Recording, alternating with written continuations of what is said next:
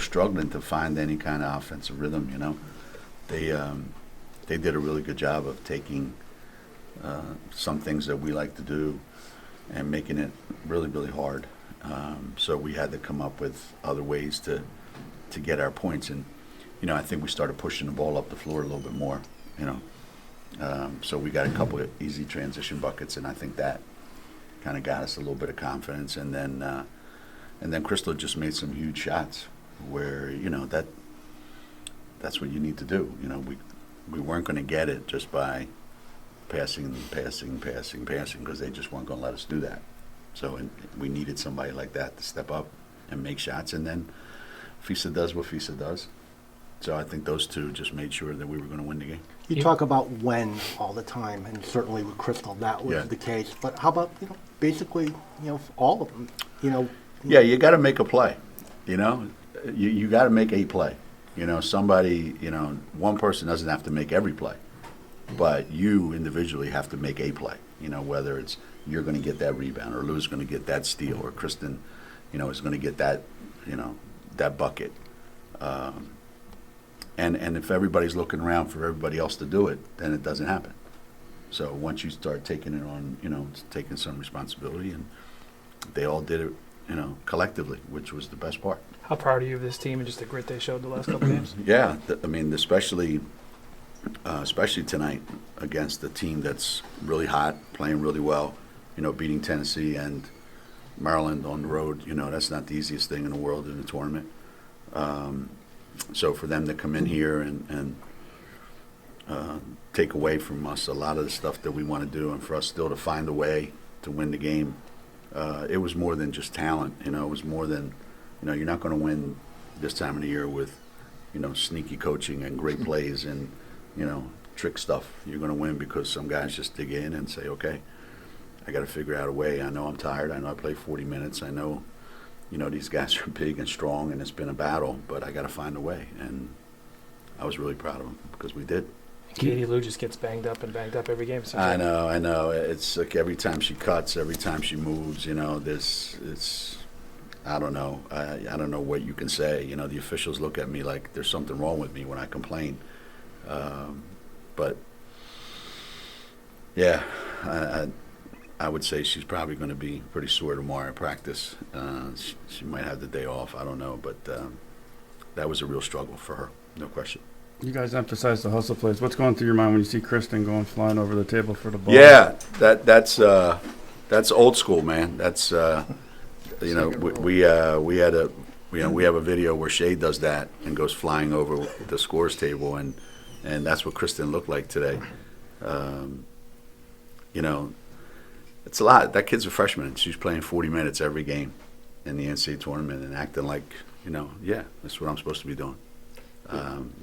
Says a lot about her as a person. When you say someone's got to make a play, how much of that is kind of you, tactically in a timeout calling something versus your players drawing on their experience? Well, I think it's a little bit of both. Like,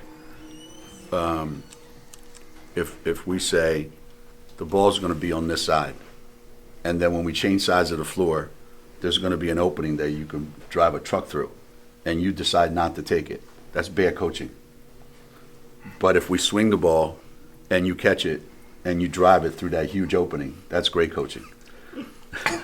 You said the same thing to the kid, but if the kid doesn't do it, that's bad coaching. If the kid does it, they go, wow, that was a great call by the coach. So, you need kids to understand this is what's available to me right now, and I got to take it.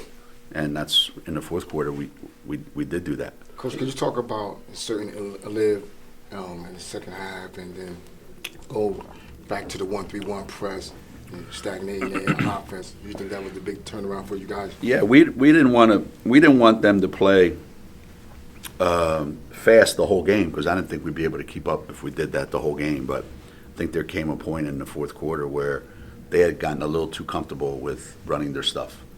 They came down, they knew exactly where they wanted to go, who they wanted to attack. And sometimes all you need to do is show them something, a little bit different, and kind of takes them away from what they were doing. And then when they have to come back to it, it may not be as good as it was when they were doing it. So took a chance and paid off.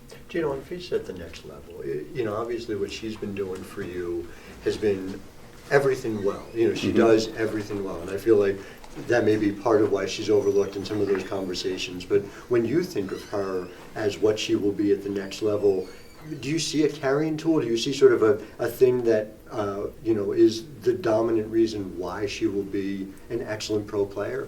Well, she's going to be matched up against somebody maybe her size, maybe a little bit bigger. I don't know. But she's really hard to guard in the lane. So I don't know that she's going to get any worse. She's going to get better when she gets to the pros. The competition is going to be tougher. And she's pretty good at putting the ball on the floor and getting to the rim. So she has something to fall back on if they won't let her catch the ball in the lane.